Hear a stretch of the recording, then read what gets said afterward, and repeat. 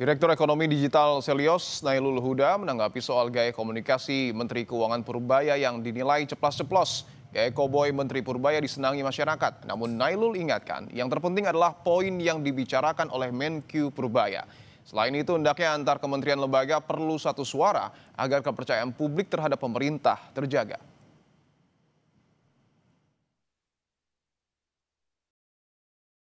Ketika Pak Purbaya menyampaikan sesuatu terkait dengan kebijakan A, B, C, dan D, ini juga harus dibarengi dengan isinya, bahwa gaya komunikasi boleh saja koboi, tapi saya rasa sebenarnya adalah isi dari pembicaraan itu yang lebih penting. Pak Purbaya yang cenderung tidak ada remnya ketika ini menyangkut dengan kebijakan sebuah pemerintah, bahwa ketika pemerintah itu tidak satu suara di depan publik, maka yang terjadi adalah ketidakpercayaan bagi pemerintah terkait dengan pembuatan sebuah kebijakan tertentu. Sepak terjang Menteri Keuangan Purbaya Yudi Sadewa dalam menyampaikan program-programnya mendapat sorotan publik membahas soal gaya Menq Purbaya mengawasi keuangan negara. Kita bahas bersama Syaganda Nainggolan, Ketua Grid Institute dan juga ekonom Ferry Latuhihin. Bapak-bapak, selamat petang. Halo, selamat petang. Mas. Baik, saya ingin ke Pak Ganda terlebih dahulu. Pak Ganda, sudah Ya. bisa mendengar suara saya, Pak? Saya dengar. Suara saya didengar nggak? Baik, sudah cukup terdengar, Pak. Pak Ganda, terkait dengan apa yang kemudian disampaikan, Pak, oleh Pak Purbaya ini kan disebut ceplas-ceplos. Tetapi apakah cara ini dapat menerjemahkan keinginan Presiden Prabowo Subianto secara efektif? Ya, kalau cara mengukurnya efektif nggak efektif itu kan kita lihat di pasar aja, Mas. Ya, dan di masyarakat. Jadi kalau misalkan teman-teman saya di pasar modal bilang efek dari Purbaya efek dalam waktu singkat ini ada penurunan cost of fund dan orang-orang kaya suku bunga depositonya turun 2 poin rata-rata. Saya pikir strategi dia bisa mendorong orang-orang untuk bergerak di pasar. Nah, dia berusaha untuk menjadi pembicara presiden dalam tema efisiensi dan kinerja pembangunan. Pikir ceplos itu mungkin karakter dia begitu, karena saya kan mahasiswa juga tahu dia, walaupun saya dekat waktu zaman kita sama-sama kuliah. Tapi tahun 2012 saya interaksi sama dia di tempat Pak Tarajasa. Saya pikir ceplos-ceplos itu alamiah ya, dan itu menurut saya sesuai dengan keinginan Presiden. Dia bisa menerjemahkan, ya. Misalnya kemarin dia mengatakan soal WOS, yang kedua kemarin lagi dia mengatakan soal 400 triliun itu nggak boleh diberikan kreditnya kepada konglomerat dan lain-lain. Itu kan pikiran-pikiran Presiden yang menurut saya diterjemahkan oleh Pak Purbaya. Jadi saya pikir good lah untuk bangsa kita. Oke, saya ingin ke Pak Ferry. Pak Ferry, bahwa banyak orang yang kemudian mendukung cara ceplas-ceplos dari Menq Purbaya, tetapi juga tidak sedikit sebenarnya yang mengkritik. Kalau Anda sendiri melihat kinerja Pak Purbaya sejauh ini kurang lebih 1,5 bulan bekerja seperti apa, Pak Ferry? Gini, kalau saya kan udah jelas ya Mas ya, posisi saya tidak peduli orang gayanya bagaimana ya. Mau gaya koboi, mau gaya santri, mau gaya bencong, nggak penting buat saya. Yang saya soroti sebagai Menteri Keuangan adalah kebijakannya apa. Oke. Itu kan poinnya. Ekonomi tidak didorong oleh gaya orang, tapi oleh kebijakan seorang menteri. Itu kan poinnya ya. Jadi saya nggak peduli orang mau suka atau tidak suka ya. Yang suka biasanya adalah yang berpihak, yang tidak suka yang merasa dirinya tidak berpihak, kan gitu. Itu kan masalah like and dislike jadinya. Oke, menurut Anda sejauh ini kinerjanya seperti apa, Pak Ferry? Kenapa? Kinerja Pak Purbaya sejauh ini seperti apa menurut Anda?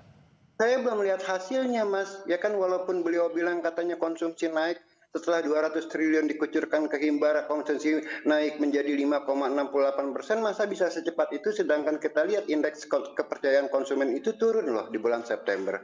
Kan ini sama sekali kontradiktif ya. Mana mungkin sih uang ditaruh di bank lantas dalam 1 hari besokannya udah ngucur menjadi kredit, itu sama sekali tidak mungkin. Artinya apa? Itu makan waktu, dan kalau makan waktu baru 2 bulan belum ada hasilnya, Mas. Tapi kan ini masalah gaya. Kalau masalah gaya ya saya bisa aja bilang ini menteri atau yang Anda nilai itu seorang menteri atau seorang penyanyi dangdut. Ya, kalau seorang penyanyi dangdut dan Anda bicara soal gaya, tapi kalau seorang menteri Anda bicara soal policy, soal kebijakan. Oke, bisa dilanjutkan Pak Ferry? Ya, saya belum melihat ada Oke, hasilnya baik. sama sekali, satu. Yang kedua, saya belum melihat juga apa yang ada dalam benak beliau untuk Oke. mengangkat pertumbuhan ekonomi ke 8%.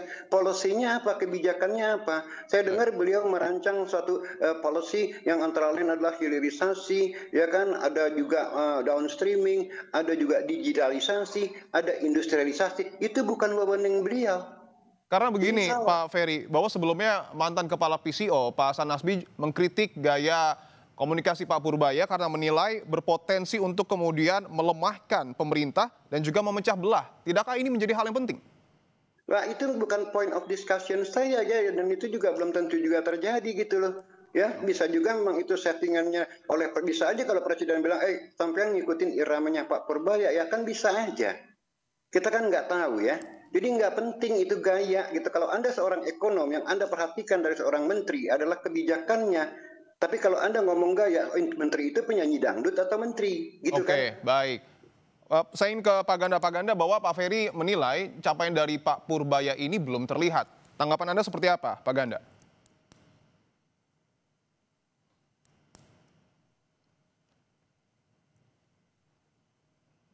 Pak Ganda bisa mendengar suara saya, Pak?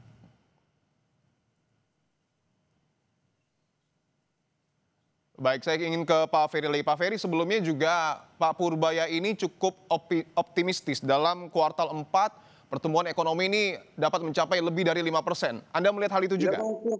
Enggak, saya nggak setuju. Karena apa? Di September kemarin aja udah ketahuan ya bahwa indeks kepercayaan konsumen itu turun. Ya kan? Itu udah salah satu bukti dari sisi consumption kemungkinan melemah GDP kita. Sementara dari investasi saya belum lihat ya angka-angkanya ya. Tapi sepanjang tahun ini kita lihat bagaimana lemahnya ekonomi kita. Di semester pertama kita lihat penurunan pendapatan PPN apapun alasannya dengan Kortex itu sampai 20%. Yang kedua adalah berturut-turut 3 bulan sebelum rilis kuartal kedua economic growth yang dikatakan 5,12%, purchasing manager index kita itu jatuh di bawah 50, jauh sekali. Yang ketiga, yang paling vital adalah pada waktu lebaran kemarin Mas ya, itu pemudik turun 24%. Ya, itu bukan angka yang kecil loh. Ya, dan itu mencerminkan daya beli masyarakat. Bagaimana dengan lemahnya daya beli masyarakat? Dan satu lagi Mas, undisbursed loan ya, itu tercatat 2.735 triliun per September kemarin. Itu naik 9,5% ya, duit yang tidak dicairkan gitu kan ya. Sementara kredit growth, dan kita tahu bahwa ekonomi kita tergantung dari kredit itu turun dari double digit ke 7,02%. Bagaimana Anda bisa mengatakan bahwa kuartal keempat itu akan meledak gitu loh ya? Artinya itu menurut Anda cuma klaim sepihak saja dari Pak Purbaya? Ya, saya kira sepihak aja dan ngarang bebas ya Mas ya. Belum ada tanda-tandanya. Sebab kita kan sebagai ekonom harus punya indikator untuk mengatakan ekonomi tumbuh sekian dan sekian. Oke, karena yang menarik adalah target besar dari pemerintah adalah pertumbuhan ekonomi ini di angka 8%. Apakah dengan Menkyu yang ditempati oleh Pak Purbaya, Anda optimistis target itu bisa tercapai? Oh, saya optimistis asal dengan satu syarat. Apa polisinya? Apa kebijakannya? Saya udah banyak cerita ya bahwa untuk 8% yang harus diambil adalah kembali lagi peran negara harus dikurangi, peran swasta yang harus lebih dominan. Dan untuk mencapai itu, potonglah pajak-pajak seperti PPN, PPH, corporate tax, itu harus dipotong. Ya, jadi peran swasta lebih dominan dibandingkan peran negara. Sebab negara sebagai agent of development ini udah gagal. Bisa Baik. mencapai 8%. Satu poinnya adalah potong pajak-pajak sehingga memberikan space lebih besar kepada swasta. Oke, saya ingin ke Pak Ganda lagi. Pak Ganda bisa mendengar suara saya Pak sekarang Pak? Pak Ganda?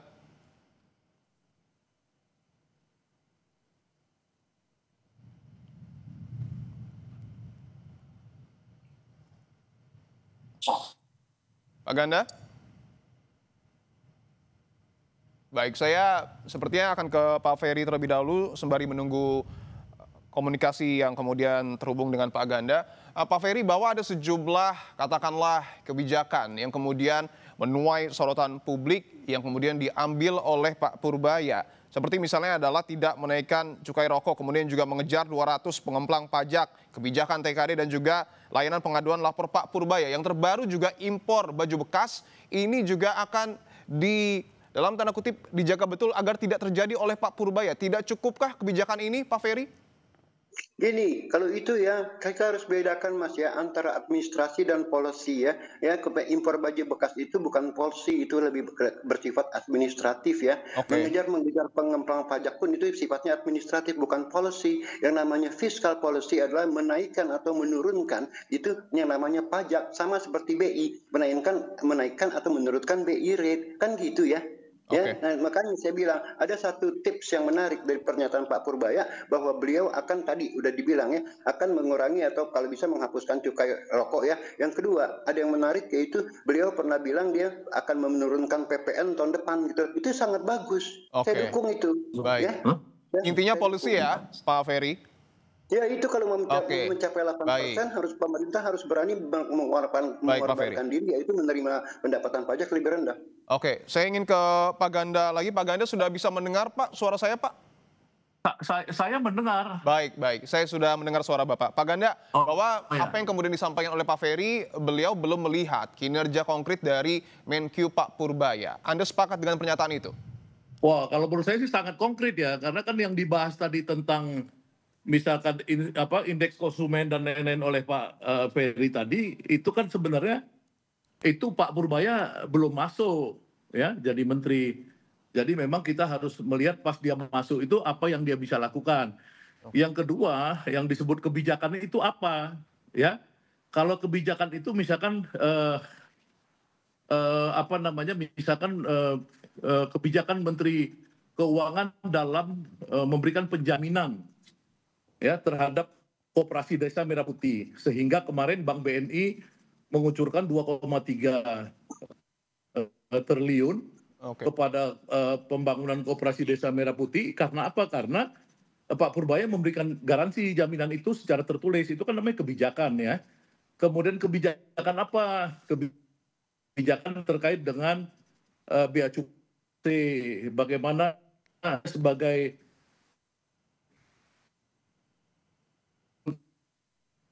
menjawab terhadap sistem informasi fiskal baik daerah hubungan pemerintah pusat dan daerah itu dia lakukan. Jadi sebenarnya dia banyak lakukan, hanya memang yang paling penting dilihat adalah apakah ada kepercayaan rakyat baik yang dinilai oleh indikator-indikator pengamat media sosial ya. Pembicaraan publik maupun oleh indeks konsumen, kepercayaan konsumen yang sekarang meningkat walaupun poinnya belum tentu bisa diapresiasi terlalu besar. Jadi maksud saya sebenarnya banyak dalam waktu singkat ini yang penting ada shock terapi ya dari Pak Purbaya yang membuat masyarakat yakin bahwa Prabowo ini sedang berada di jalan yang benar. Ya, selama ini ya tentu orang ragu gitu. Jadi orang-orang yang menanti di luar negeri itu di Singapura di apa segala investor-investor itu tentu memang dia itu akibat kemarin ya akibat dari rejim keuangan lama, tapi mungkin ke depan saya pikir akan segera masuk para investor itu. Oke, saya ingin kembali ke tema kita Pak Ganda soal komunikasi dari Pak Purbaya yang disebut ceplas-ceplos bahwa Pak Purbaya mengaku sebelumnya gaya koboynya ini karena instruksi langsung dari Presiden. Apakah ini bisa ditafsirkan bahwa Menkyu Purbaya memiliki akses langsung untuk berkomunikasi dengan Presiden? Kalau yang saya dapat informasi informasi samping, dia itu termasuk yang disebut Menteri MP itu, Menteri Merah Putih. Oke. Ya, itu maksudnya apa itu Pak Ganda? Kenapa? Maksudnya itu apa? Ya orang-orang yang andalan Prabowo itu ya karena yang lain kan kebanyakan menteri yang juga dia ketua partai dan lain-lain yang dia harus berunding ya kalau ngambil keputusan-keputusan strategis dengan partainya. Kalau ini kan langsung. Yang kedua, Menteri Keuangan ini kan yang dari dulu diincar oleh Bapak Presiden agar niat dia bisa agak Keynesian policy ya, kemudian dia ada ambisi untuk masuk pada tema-tema yang kalau istilah Ray Dalio itu, ini orang seperti Deng Xiaoping, istilah Ray Dalio terhadap presiden. Nah, dia butuh orang yang memang dia cara pandang, visi dan ininya sama. Nah, kalau soal itu apa namanya tadi gaya ya, saya juga sama seperti Mas Peri tadi. Ya memang kalau gaya itu ya susah dirubah ya, karena itu kan karakter ya. Ya, itu kan orang yang memang suka gaya begitu ya bagaimana. Gaya dia memang ceplas-ceplos. Jadi saya interaksi sama dia cukup lama ya dulu ya. Saya memang dia orangnya ceplos-ceplos begitu. Oke. Bahwa dalam sidang kabinet Pak Prabowo juga sempat menyebut ada striker di dalam pemerintahannya. Apakah Pak Purbaya ini salah satu striker dari Pak Prabowo mungkin, Pak Ganda? Nah iya kan problem pokok kita ini kan selama ini kan ada mazhab neoliberal ya yang berkuasa selama pasca Orde Baru, di mana negara itu tidak pernah hadir, dan kita kemudian melihat ketimpangan ekonomi kita itu ya. Jadi kalau misalkan ini kan Pak Peri dulu lama di Belanda, saya juga lama di Belanda ya. Itu kan kalau di Belanda itu Gini wealth Gini itu kan 0,8. Tapi Gini upah di sana itu 0,22. Jadi orang tuh mengatasinya dengan apa? Dengan welfare strategi, welfare policy. Nah, Prabowo kan ketika tanah-tanah kita ini 57% dikuasai konglomerat, jalannya apa sekarang kita untuk bisa membantu rakyat? Ya koperasi Desa Merah Putih, makan bergizi gratis untuk atasi stunting dan lain-lain. Nah, kalau mazhab-mazhab yang dia ini selalu neoliberal ini, dia menahan uang. Nah, kalau Prabowo pengennya uang itu ditebar Keynesian. Ya, kita lihat juga sejarah Amerika itu kan beberapa kali orang yang pahamnya Keynesian memimpin Amerika ya zaman Roosevelt dan lain-lain gitu. Nah, jadi memang kita melihat ketika presidennya terpilih Prabowo, dia butuh spondan menteri keuangannya yang mengerti cara-cara Keynesian. Meskipun dia tesis doktornya itu disertasinya tentang Milton Friedman yang monetary, tapi dia juga ngerti bagaimana melayani pikiran Prabowo yang Keynesian. Dan kita tidak boleh melihat Prabowo ini nggak ngerti ekonomi, karena Prabowo bapaknya pendiri Fakultas Ekonomi UI itu, dan tamatan dari Rotterdam School of Economics Erasmus University. Jadi artinya Prabowo itu menguasai ilmu itu, dia pahamnya Keynesian, dia pengen ada Purbaya di sebelah dia yang mengamankan pikiran-pikiran dia itu. Saya pikir Purbaya memang akan bersama Prabowo akan banyak merubah yang 10 tahun, 15 tahun, Sri Mulyani ada di situ gitu. Oke, jadi Pak Purbaya tampil dengan gaya koboi, ceplas-ceplos, betul ini atas arahan dari Pak Presiden Prabowo Subianto, Pak Ganda? Ya kalau yang saya lihat waktu tanggal 16 Oktober rapat terbatas di Kertanegara itu, ya saya cari-cari informasi, memang Presiden menunjukkan di situ, dia bilang ini kamu ini Merah Putih harus kerja keras bener gitu loh. Jadi memang dia andalan sekarang. Misalkan 200 triliun ya, 2 triliun di sebuah majalah kemarin dia berkata bahwa uang itu jangan jatuh kepada kepada konglomerat misalkan. Itu kan Purbaya tidak mungkin ngerti itu. Itu kan pasti pikiran Prabowo yang harus diteruskan oleh saya sebagai menteri yang bertanggung jawab mendisburse 200 triliun ke bank-bank himbara itu. Jadi saya pikir ya itu pasti Purbaya diarahkan setiap saat oleh presiden kita gitu. Oke, saya ingin membahas soal polisi yang kemudian tadi berulang kali disebutkan oleh Pak Ferry. Pak Ferry, bahwa kerja keras saja tidak cukup, tetapi betul ada kebijakan yang harus dipikirkan secara matang. Dalam waktu dekat, dalam jangka dekat, apa yang harus dilakukan oleh Pak Purbaya untuk setidaknya mengerek pertumbuhan ekonomi kita? Nggak ada. Nggak ada, Mas. Problem kita itu, baik jangka pendek, jangka menengah, maupun jangka panjang. Sebab kita mengalami apa yang namanya structural and institutional problem. Sekarang kalau Anda mau pakai Keynesian, tiap kali Anda tambal sulam dengan BLT, stimulating demand, dan buktinya kan trendingnya kan terus down ya. Manufacturing sektor kita tuh dari 31% di zaman Soeharto, sekarang tinggal 18-19%, Mas. Ya, jadi kalau mau 8%, artinya apa? Komponen daripada investasi di dalam GDP kita minimum 40%, Mas. Apakah itu mungkin? Tidak mungkin. Ya, jadi jangka pendek pun tidak mungkin melakukan sesuatu karena apa? Karena debt service ratio kita sudah 24%, Mas. Ya, walaupun debt to GDP rasio kita di bawah 40%, tapi debt service rasio kita 24%, artinya apa? Kita mengalami solvency problem. Ya, dan bukan tidak mungkin juga IMF akan datang dan S&P, Fitch dan segala macam rating agency akan mendowngrade rating kita. Dan kalau itu terjadi, Mas, dolar bisa 20.000. Sebab saya yakin tidak ada yang bisa dikerjakan dalam jangka pendek, jangka menengah maupun jangka panjang, kecuali kalau Anda berpikir tentang jangka panjang. Ya, dengan jangka panjang tadi saya katakan peran negara harus dikurangi, peran swasta harus diperbesar. Ya, itu di mana-mana seperti itu. Ketika government gagal menjadi agent of development, yang terjadi adalah government failure, bukan market failure. Nggak ada urusannya dengan neoliberalisme. Ini masalah pragmatisme. Oke, saya ingin ke Pak Ganda bahwa yang realistis menurut Pak Ferry adalah mengurangi peran negara dan meningkatkan peran swasta untuk kemudian mengerek pertumbuhan ekonomi kita. Anda setuju dengan hal itu, Pak Ganda?